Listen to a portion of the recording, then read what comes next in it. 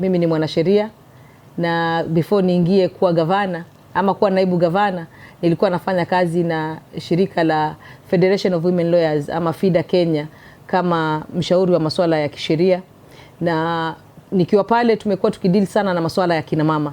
Kwa hivyo nimekuwa mtetezi wa haki za kina mama na watoto katika shirika lile. Nilipoingia katika county government ya Kwale kama naibu gavana, kwa ushirikiano na mheshimiwa waziri sasa hivi Salim Mvurya, tuliweza kufanya kazi nyingi sana ndani ya kaunti, nikijua kuwa mtoto wa Kwale wa kike hakuwa na nafasi zaidi katika jamii, na tukahakikisha kuwa mtoto wa Kwale wa kike pia naye atasikika na yeye pia atapata nafasi. Tukiangalia kule nyuma, wazazi tungekuwa na watoto wawili wa kike na wa kiume, kwa sababu ya hali zetu za kifedha, mtoto wa kike angeambiwa arudie ama abaki nyumbani, lakini wa kiume ange proceed kwenda secondary school. Kupitia mfumo wa elimu ni sasa na kuwa uongozi mzuri, tukahakikisha tunafundisha mtoto wa kike na wa kiume, tukaekeza katika elimu. Mpaka sasa hivi mfumo wa elimu ni sasa unafanya vizuri ndani ya kaunti ya Kwale. Vile vile pia nikarudi tena ili kutengeneza brand ya kuwa uongozi wa mwanamke ukiwa pale ni mzuri zaidi.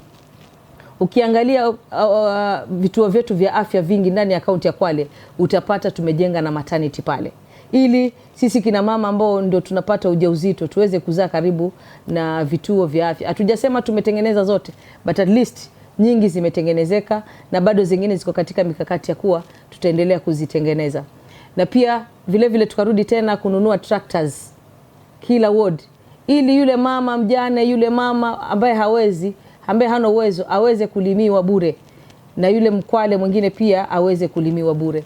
Na tukarudi tena pale pale kuona kuwa impact ili ikuwe felt ni yule mwanamke kumempower financially. Tukarudi tena tukasupport makundi ya kina mama ya VSLS na Zumbe na Silki. Hii ni kuhakikisha yule mama ile bidii yake ambayo anafanya, ile pesa anaweza kuisave, na kisave baadaye wanaweza kuchukua loan wenyewe kwa wenyewe na wakafanya kitu cha maana. Na ni kweli mpaka sasa hivi kuna kina mama wamesomesha watoto kupitia pesa hiyo. Kuna kina mama wamejenga nyumba kupitia haya makundi ya visanduku, na kuna kina mama pia wameweza kununua ardhi kupitia haya makundi ya visanduku. Na nataka niseme hatujafika mwisho. Sasa hivi kuna makundi mengi ambayo tumeyasukuma yameunda kampuni, na mimi nataka tu niwahakikishie Wakwale ya kuwa kina mama watafanya biashara kama vile ambavyo wanaume wanafanya biashara pia na serikali.